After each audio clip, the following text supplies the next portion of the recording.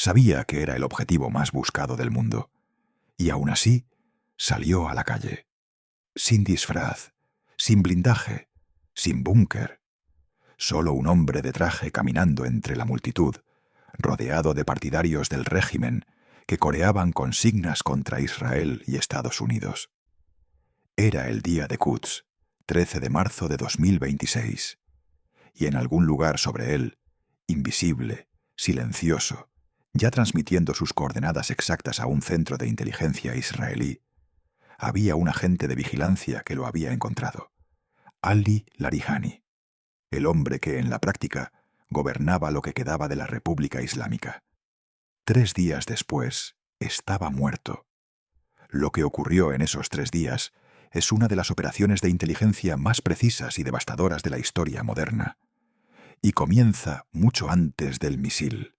Para entender por qué la muerte de Larijani causó un impacto que va más allá del campo de batalla, hay que entender quién era él. No solo el cargo que ocupaba, sino lo que representaba dentro de una estructura de poder que tardó décadas en construirse. Ali Ardeshir Larijani nació el 3 de junio de 1958 en Nayaf, Irak, una de las ciudades más sagradas del Islam chií.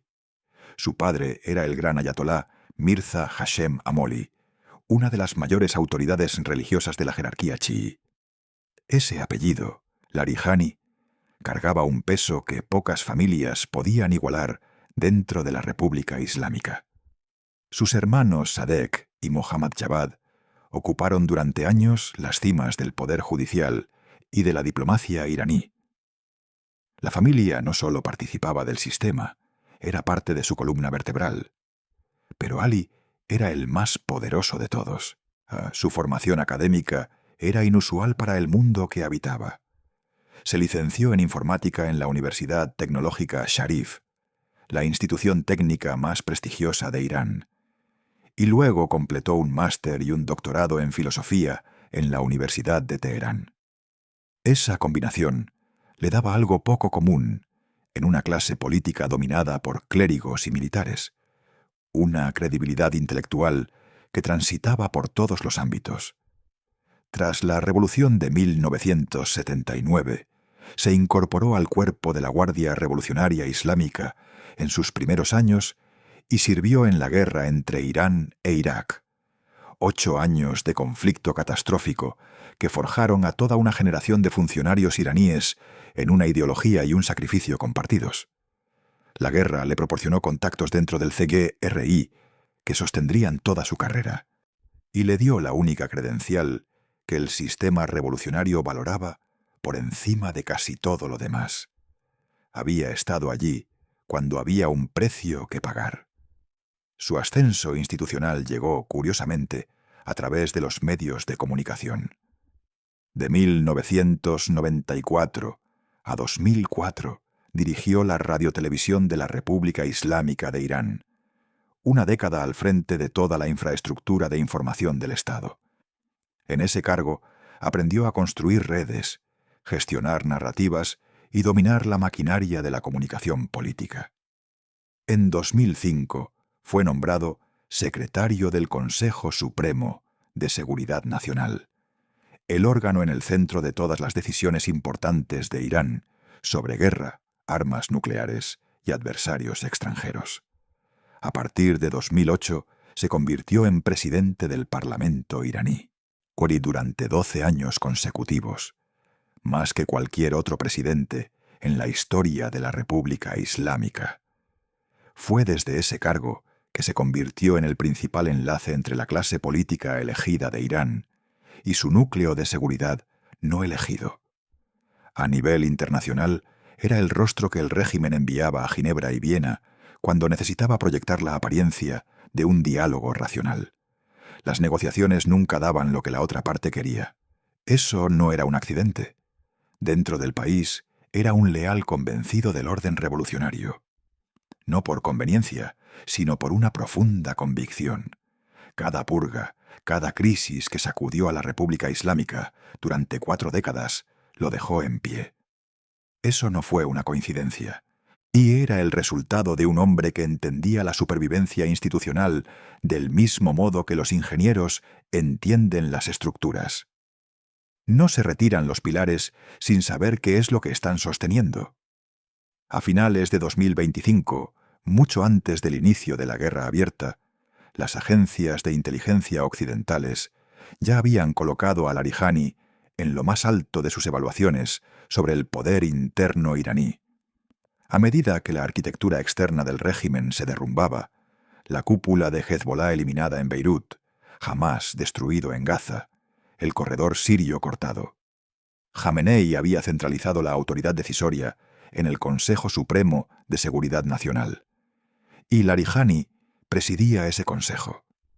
Las decisiones sobre asignación de recursos, lo que recibía el CEEG-RI, qué canales diplomáticos permanecían activos. Todo pasaba cada vez más por él. En todos los aspectos que importaban operativamente, él ya estaba conduciendo la guerra. Cuando Jamenei fue asesinado el 28 de febrero de 2026, esa concentración de autoridad quedó de repente sin nadie por encima. Las facciones dentro del Estado iraní que siempre habían acatado la palabra definitiva del líder supremo se encontraron sin árbitro. Larijani llenó ese vacío, no por sucesión formal, sino por gravedad institucional. El ejército israelí lo describió sin rodeos: el líder de facto del régimen terrorista iraní. Estados Unidos estuvo de acuerdo y puso una recompensa de $10 millones por información sobre su ubicación exacta, con garantía de reubicación para quien entregara datos fiables. Era el objetivo principal, el nodo más importante que quedaba en una estructura de mando que Israel llevaba meses desmantelando sistemáticamente. Y entonces salió a la calle. La decisión de aparecer públicamente en las calles de Teherán el 13 de marzo no fue irracional, no según la lógica del mundo en el que vivía. El régimen necesitaba una prueba de vida, necesitaba ser visto. El día de Quds fue la ocasión. Establecido por el ayatolá Jomeini en 1979 como una declaración anual de oposición a Israel y solidaridad con la causa palestina, se celebra el último viernes del Ramadán. En 2026, eso significaba el 13 de marzo. Cada año el Estado moviliza a multitudes por todas las ciudades iraníes. Aparecen los funcionarios, se pronuncian discursos, las cámaras graban. Es uno de los pocos momentos del calendario político iraní diseñado específicamente para la visibilidad pública de los altos mandos del régimen. La mayoría de los colegas supervivientes de Larijani interpretó correctamente el entorno de seguridad y se mantuvo fuera de los focos. Él hizo un cálculo diferente.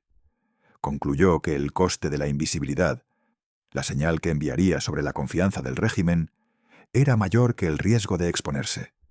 Era el tipo de decisión que le había servido bien a lo largo de 4 décadas, navegando por uno de los entornos políticos más peligrosos del mundo. Esta vez fue un error catastrófico. La inteligencia militar israelí no había estado de brazos cruzados. Desde el inicio de la Operación Furia Épica, el 28 de febrero, Israel había desplegado una infraestructura de vigilancia en capas sobre Teherán, que combinaba cobertura satelital, observación con drones y recopilación de señales en un panorama operativo actualizado continuamente. Las plataformas de imágenes en órbita baja barrían zonas clave de la ciudad en pasadas regulares, con sensores capaces de captar el movimiento de vehículos, la actividad en perímetros y las firmas térmicas de las estructuras de abajo. El sistema había sido construido precisamente para este tipo de oportunidad, el momento en que un objetivo de alto valor abandonara brevemente la disciplina del camuflaje. En el instante en que Larijani apareció en la retransmisión en directo de la marcha del día de Quds, por la televisión estatal iraní, el sistema lo registró.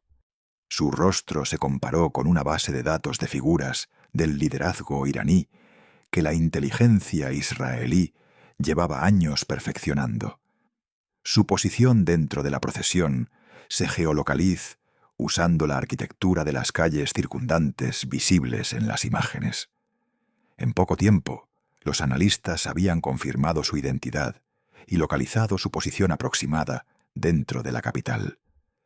Todavía no era una dirección para el ataque, pero era el primer eslabón sólido de una cadena que conduciría a uno.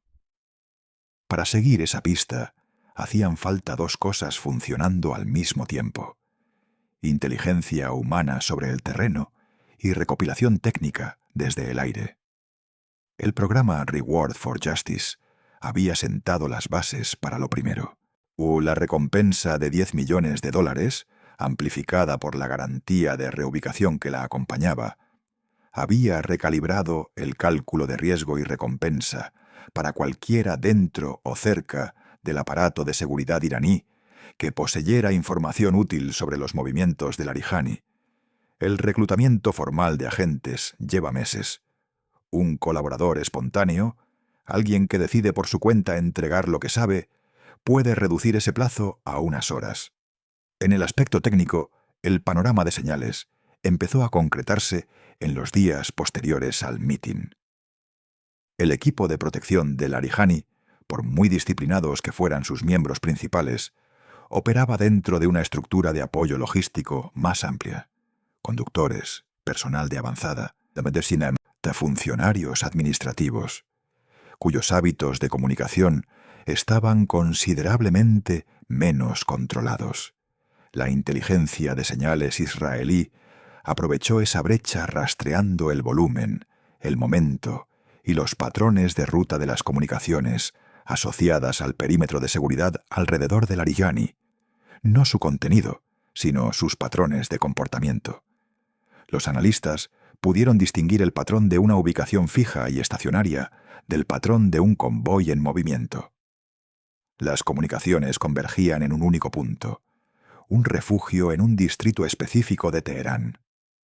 Las imágenes de satélite superpuestas al panorama de señales confirmaron lo que los datos electrónicos sugerían: un edificio con una configuración de seguridad incompatible con el barrio que lo rodeaba.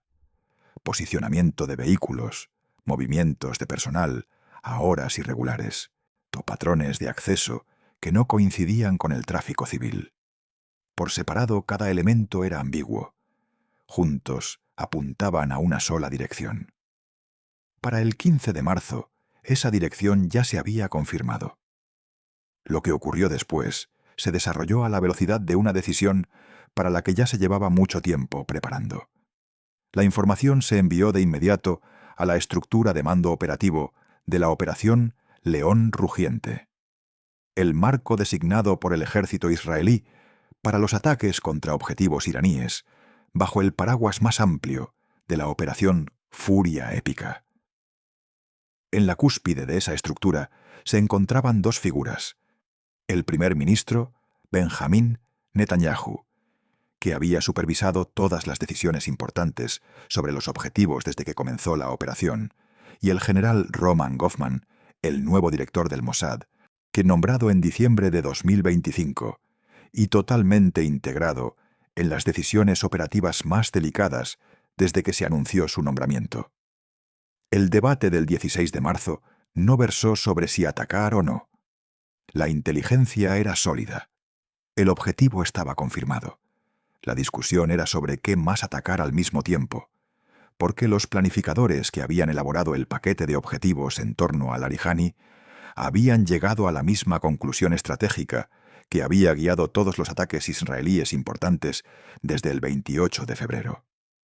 Eliminar un solo nodo, incluso el nodo superviviente de mayor rango dentro de una red de mando, deja intacto el resto de esa red.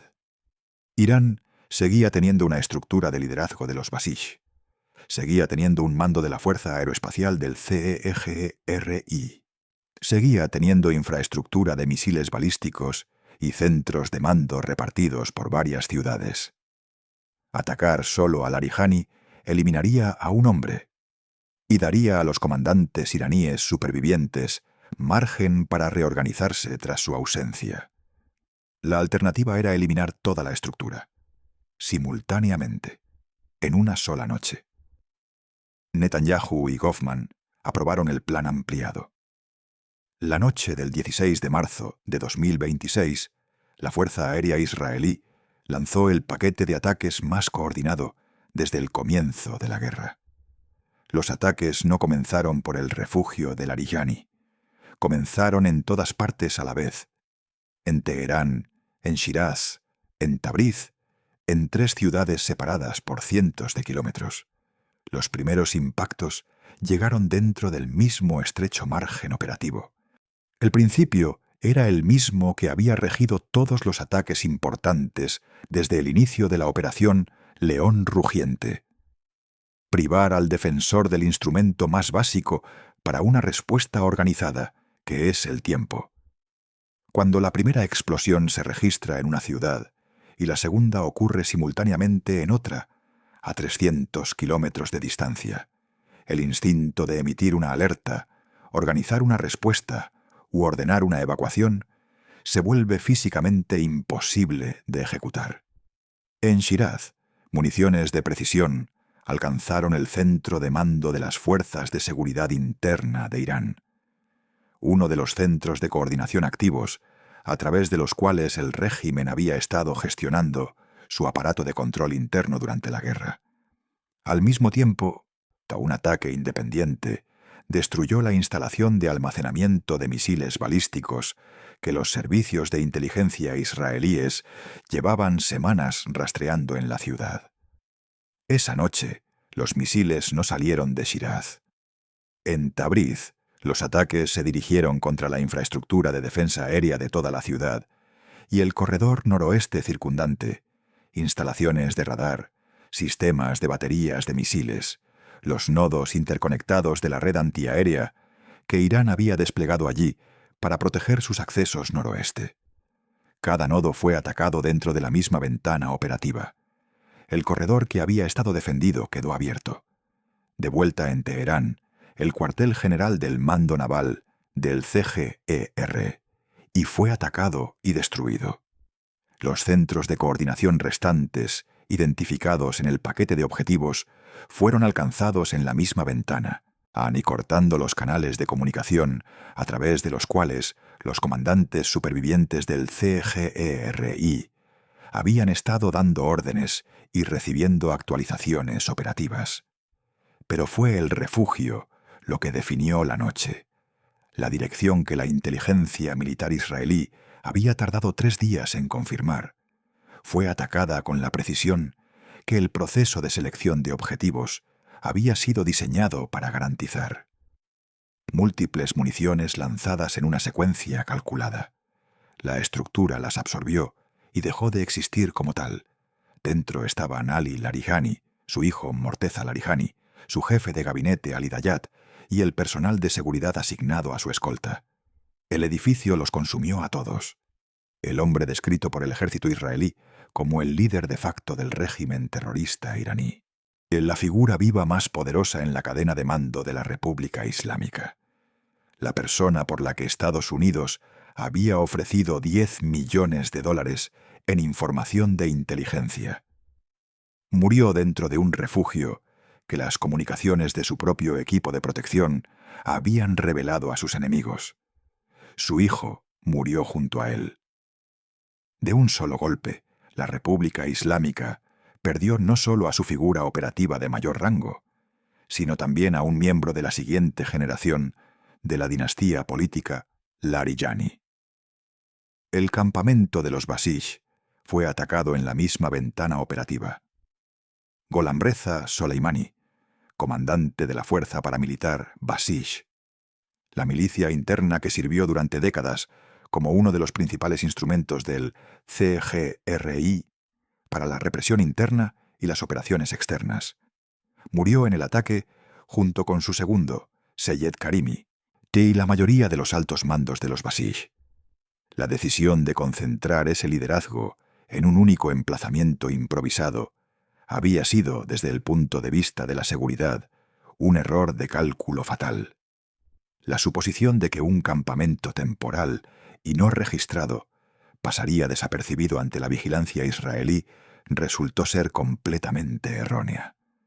El ataque no solo dañó la estructura de mando de los Basij, la decapitó por completo de un solo golpe.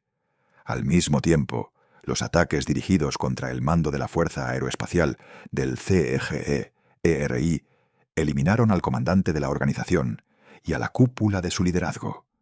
La Fuerza Aeroespacial, responsable del programa de misiles balísticos de Irán, a su arsenal de drones y las unidades de cohetes estratégicos que representaban los instrumentos más potentes del régimen para el ataque de largo alcance, ya había sufrido graves pérdidas. Los ataques de la noche del 16 de marzo liquidaron lo que quedaba de su cúpula de mando. La organización seguía existiendo de nombre. Su capacidad para funcionar como una fuerza militar coordinada, no. La primera confirmación no llegó en una rueda de prensa. No vino de un alto cargo ante las cámaras con un comunicado preparado. No vino acompañada del tipo de pruebas verificadas y documentadas que normalmente exigiría la muerte de una figura de esta magnitud. Lo que llegó en su lugar fue una nota manuscrita, y el Consejo Supremo de Seguridad Nacional de Irán, el mismo órgano que Larijani había presidido, publicó un comunicado escrito confirmando que su secretario había muerto en el ataque israelí. Sin imágenes, sin grabación de voz, sin documentación visual del tipo que hubiera permitido una verificación independiente de lo que había ocurrido dentro de ese refugio. Una nota manuscrita, difundida a través de los canales estatales de un país cuya infraestructura de información luchaba por mantener la coherencia bajo el peso de la presión militar en curso. La ausencia de pruebas convencionales era en sí misma reveladora. No es así como un gobierno anuncia la muerte de su máxima autoridad cuando tiene alguna opción. Era el anuncio de una institución que había perdido a su líder de forma tan completa y tan repentina que el resto de su aparato aún estaba asimilando la magnitud de lo ocurrido. Un régimen que controla su propia televisión estatal, sus propios canales oficiales, su propia infraestructura fotográfica y documental, y emite una nota manuscrita en lugar de un comunicado verificado. Es un régimen que o bien es incapaz, o bien no está dispuesto a revelar el panorama completo de lo ocurrido. Ambas posibilidades eran significativas. La incapacidad ponía de manifiesto el grado de destrucción en el refugio y la desorientación de la estructura de mando superviviente. De la falta de voluntad reflejaba el desacuerdo interno sobre cómo presentar una pérdida de esta magnitud ante una audiencia nacional que ya estaba viviendo la campaña militar más catastrófica de la historia del país. El ministro de Defensa de Israel, Israel Katz, no dejó lugar a dudas sobre lo que creía que había sucedido. Declaró públicamente que Larijani se había reunido con Jamenei en las profundidades del infierno y prometió que Israel seguiría cortando la cabeza del pulpo. No era lenguaje diplomático, era un mensaje dirigido simultáneamente a lo que quedaba del liderazgo iraní, al público israelí y a las potencias regionales que observaban para ver si la lógica de la Operación Furia Épica había llegado a su límite, o si aún tenía recorrido. La respuesta de Teherán llegó en cuestión de horas. Teherán lanzó ataques de represalia contra objetivos israelíes y estadounidenses en la región, desplegando misiles balísticos Joramshar 4, entre los más potentes de su arsenal restante, con un alcance de 2.000 kilómetros y una ojiva maniobrable, diseñada para burlar los sistemas de defensa antimisiles, junto con misiles Qadr dirigidos a otras ubicaciones. Los ataques demostraron que Irán conservaba la capacidad física de disparar, pero no pudieron ocultar una realidad más profunda. La arquitectura de mando coherente, necesaria para convertir esa capacidad en una campaña estratégica sostenida y coordinada, había quedado destrozada en una sola noche. Los misiles sin una estructura de mando que funcione son instrumentos de represalia, no de estrategia. Y la represalia, por dramática que sea, no es lo mismo que el control. Las consecuencias más profundas de aquella noche van mucho más allá de las evaluaciones de daños y el recuento de misiles. Lo que la República Islámica afronta ahora no es simplemente el reto de sustituir a un alto cargo. Se enfrenta a una crisis de sucesión que se suma a un vacío de mando que se suma a una guerra que ya le costaba sostener. El líder supremo ha muerto. Su sucesor más poderoso ha muerto. La estructura de mando de los Basij ha desaparecido. La Fuerza Aeroespacial del CGRI ha perdido su cúpula directiva. Y la pregunta de quién tiene ahora la autoridad para tomar decisiones vinculantes en nombre del Estado iraní, quién puede comprometer al CGRI, dirigir las redes de proxy, autorizar negociaciones u ordenar una escalada militar, no tiene una respuesta clara dentro del propio sistema. Esa ambigüedad no es un subproducto accidental de la estrategia de ataque de Israel. Es la estrategia. Una estructura de mando decapitada no solo deja de funcionar, se fractura. Las facciones institucionales rivales dentro del CGERI, el establishment clerical y el gobierno restante, cada una de las cuales había operado durante décadas dentro de una jerarquía, definida por la última palabra de Jamenei y gestionada día a día por Larijani, ahora carecen de árbitro. Cada una seguirá su propio cálculo. Y en esa competencia, la coherencia que convirtió a Irán en una potencia regional capaz durante 4 décadas, comienza a disolverse. Hay, sin embargo, una dimensión de ese vacío de poder que entraña riesgos para todos, no solo para Irán. Un CGR, y sin supervisión civil efectiva, está operando dentro de un Estado que ha perdido a sus 2 figuras más importantes en 16 días. Sigue poseyendo activos militares que no desaparecen simplemente porque se haya cortado la cadena de mando que los supervisa. Misiles balísticos, arsenales de drones. Un programa nuclear enriquecido a niveles que antes del inicio de la guerra ya habían acercado a Irán a la capacidad de fabricar armas como nunca antes en su historia. Eliminar la cúpula de liderazgo de Irán resuelve una categoría de amenazas.